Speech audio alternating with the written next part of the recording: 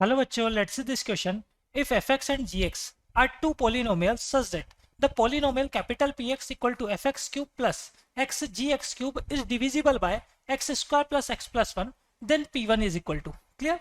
देखिए यहाँ हमको क्या करना है, px हमको गिवन है और p1 हमको फाइंड करना है. क्लियर? तो कैपिटल px जो हमको गिवन है ये है यहाँ पर fx क्यूब प्लस एक्स जी एक्स क्यूब. इसको यहाँ पर इक्वेशन नंबर 1 दे देते हैं हम. ठीक है, अब यहाँ हमको P1 फाइंड करना है तो x की जगह क्या करते हैं हम 1 पुट कर लेते हैं.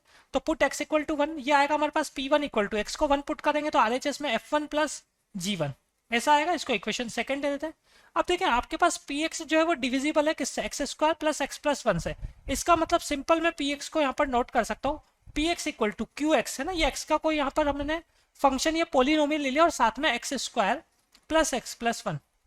ठीक है, क्योंकि x square plus x plus 1 क्या है, इससे डिविजिबल है px, तो px जरूर इस फॉर्म में आपके पास यहाँ पर रहा होगा. ठीक, अब देखो आपके पास अगर हम बात करें since roots of x square plus x plus 1 equal to 0, इसके रूट्स क्या होंगे, इसके रूट्स होंगे हमारे पास ओमेगा और ओमेगा स्क्वायर.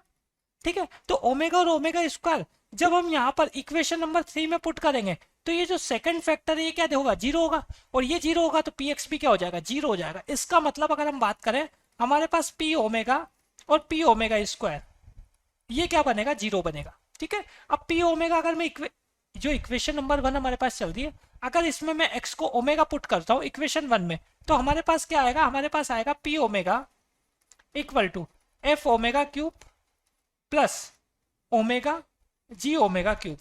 हमने क्या किया, इक्वेशन नंबर 1 में x की जगह ओमेगा पुट कर दिया, इसकी वैल्यू क्या आएगी, 0 आएगी. अब देखें यहाँ से आगे अगर हम कंटिन्यू करें, ओमेगा क्यूब कितना होता है, ओमेगा क्यूब होता है हमारे पास 1, तो ये बन गया f1 plus omega, omega cube 1 होता है तो ये बन गया g1 इक्वल टू 0. इसको हम यहाँ पर इक्वेशन नंबर 4 दे देते हैं. ठीक है, ऐसे हम बात करें पी ओमेगा स्क्वायर भी क्या चल रहा है हमारे पास 0, तो इक्वेशन 1 में x की जगह अब हम क्या करने वाले, ओमेगा स्क्वायर पुट करने वाले. तो हमारे पास आएगा p omega square equal to f, x की जगह ओमेगा स्क्वायर पुट किया है तो एक्स क्यूब कितना होगा, ओमेगा पावर 6 हो गया, प्लस ओमेगा स्क्वायर जी एक्स क्यूब, एक्स की जगह ओमेगा स्क्वायर पुट करेंगे तो जी ओमेगा पावर 6 हो जाएगा ये. ठीक है, ओमेगा पावर 6 भी क्या होता है, 1 होता है हमारे पास, इक्वल टू 0 तो आना ही है आपके पास ये. ठीक है, कहाँ से ये p omega square equal to कितना चल रहा है, 0 चल रहा है. तो यहाँ से आपके पास ये आया यहाँ पर एफ ओमेगा 6, तो ओमेगा पावर 6 का मतलब हो गया 1, तो F1 plus omega square G1 equal to 0. इसको इक्वेशन 5 दे देते हैं हम.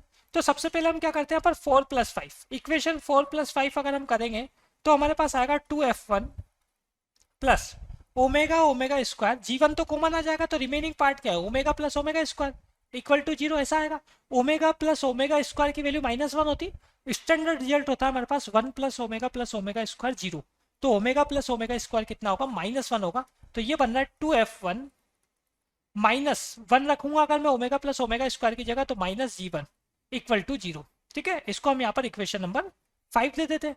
अब इसके आगे कंटिन्यू करें, पहले हमने 4 प्लस 5 किया था, अब हम क्या करते हैं 4 माइनस 5 करते हैं. इक्वेशन 4 में से इक्वेशन 5 माइनस करेंगे तो F1 कैंसिल हो जाएगा, G1 कॉमन आएगा तो omega minus omega square remaining रहेगा, साथ में G1 इक्वल टू 0. यहाँ से आगे अगर हम बात करें तो हमारे पास G1 की वैल्यू कितनी आएगी, 0. क्यों, क्योंकि अगर मैं ओमेगा माइनस ओमेगा स्क्वायर को 0 रखूंगा तो ओमेगा और ओमेगा स्क्वायर इक्वल आ जाएंगे, और ओमेगा स्क्वायर इक्वल नहीं होते. ठीक है, स्टैंडर्ड बात है, आपके पास दोनों की वैल्यूज आपको पता है. -1 प्लस आयोटा √3/2 ये ओमेगा होता है, और -1 माइनस आयोटा √3/2 ये हमारे पास ओमेगा स्क्वायर होता है. एक में बीच में प्लस आता है, एक में माइनस आता है. ठीक है, तो दोनों वैल्यू आपके पास इक्वल नहीं होती. अगर मैं ओमेगा माइनस ओमेगा स्क्वायर को 0 रखूंगा तो ओमेगा और ओमेगा स्क्वायर इक्वल आ जाएंगे जो कि इक्वल नहीं होते. ठीक है, तो इसका मतलब G1 ही क्या होगा, 0 होगा. G1 अगर 0 होगा तो इसको पुट कर देता हूँ इक्वेशन 1 में या इक्वेशन 5 में, पुट इन 5 में अगर पुट करूंगा तो हमारे पास 2F1 -0 इक्वल टू 0 आ जाएगा. तो यहां से अगर हम बात करें तो हमारे पास क्या आ जाता है, F1 0 आ जाता है. तो F1 भी 0 हो गया, G1 भी 0 हो गया. इसको पुट कर देते हैं कहां पर, इक्वेशन 2 में. तो पुट इन 2, इक्वेशन नंबर 2 में पुट करेंगे तो P1 की वैल्यू क्या आ जाएगी, हमारे पास 0 आ जाएगी. क्लियर, हमको क्या फाइंड करना था यहाँ पर, P1 ही फाइंड करना था. तो final answer is 0. Best of luck.